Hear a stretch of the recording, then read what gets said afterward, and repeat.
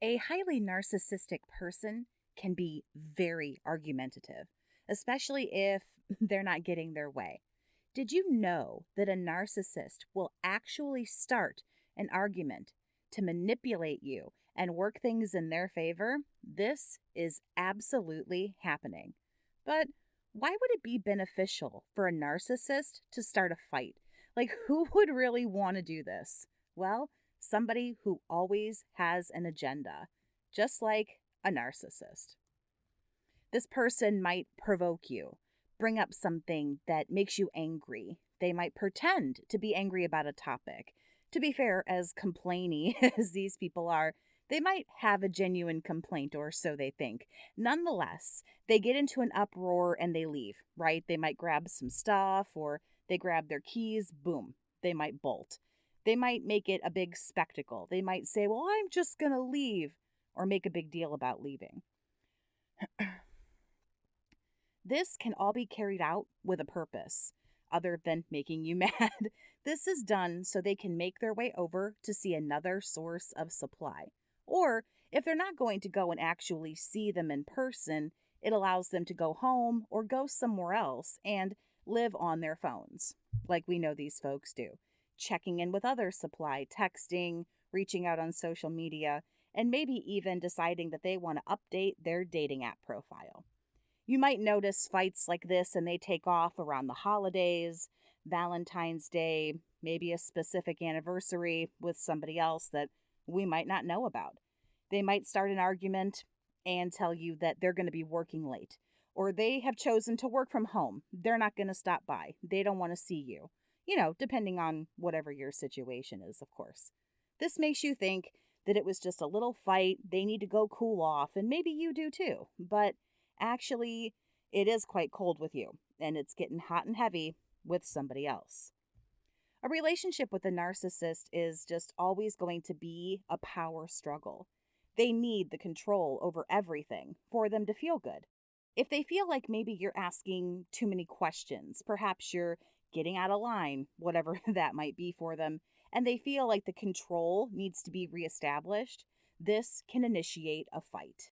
Them being angry with you, maybe even leaving, them telling you a bunch of things that you're doing wrong, can get you into that position where you need to be. You'll jump into that people-pleasing mode and do whatever it is to make the fighting stop, including handing control back over to the narcissist.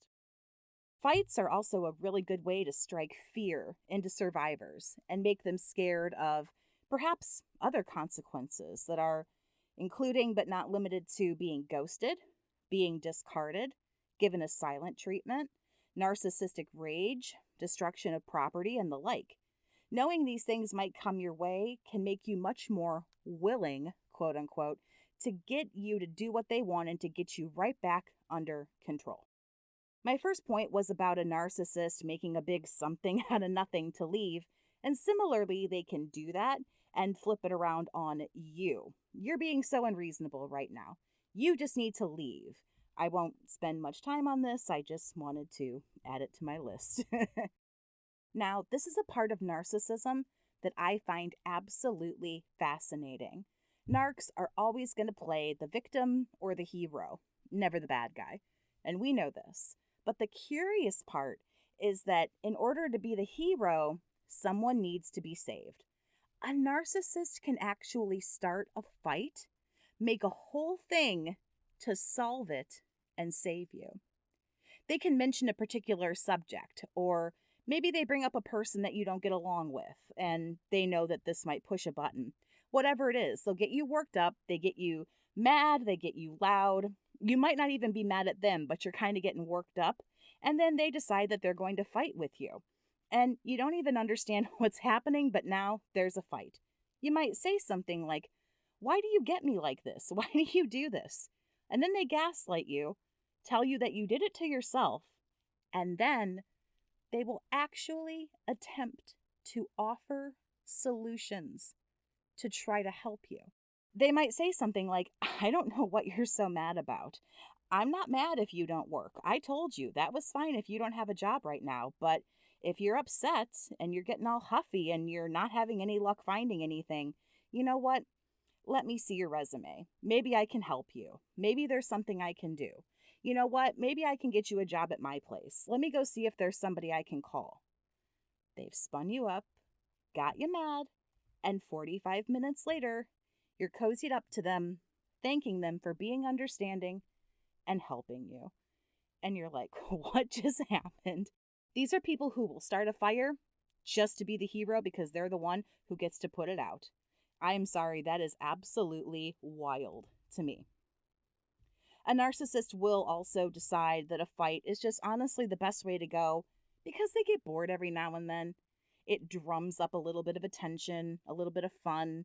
You can expect things like this after the love bombing phase, because the love bombing phase is all happy and lovey. Once devaluing sets in, they get more attention and more fun and more pleasure, honestly, from hurting you, making you upset.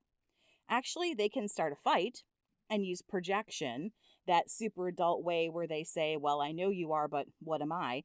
And they can actually make you feel like you are starting all the arguments.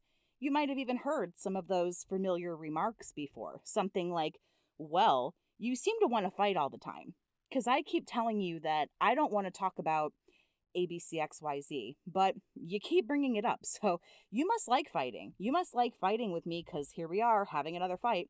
Something like that. Having an argument with someone can work in so many ways for a narc.